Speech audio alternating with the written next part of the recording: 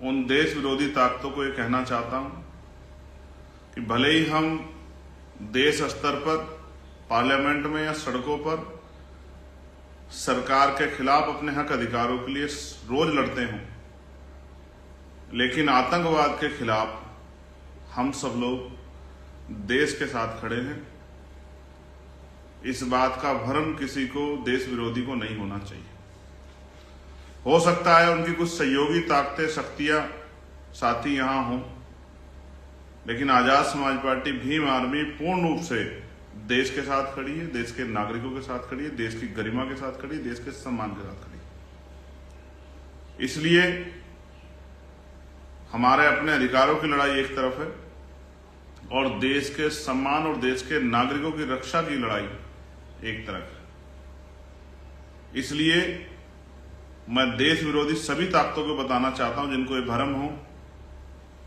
कि हम आपस में रोज लड़ते रहते हैं अपने हक अधिकारों के लिए, लेकिन जब अपने देश की बात आएगी तो हम लोग खून भी जो है देने से पीछे नहीं हटेंगे।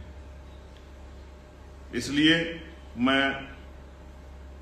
इंतजार कर रहा हूं कि सरकार किस तरह के और सख्त कदम उठा के आतंकवाद पर कड़ा रुख अपनाते हुए इस पर रोक लगाने का काम करेगी।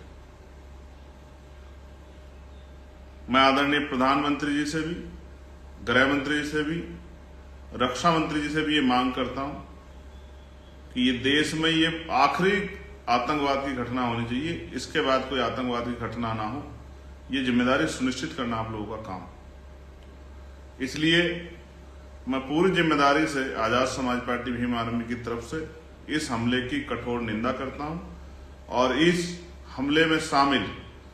चाहे वो आतंकवादी देश के अंदर के हों या देश के बाहर किसी देश के हों, उनको चिन्हित करके, उनको बिल से निकालकर उन पर सख्त कार्रवाई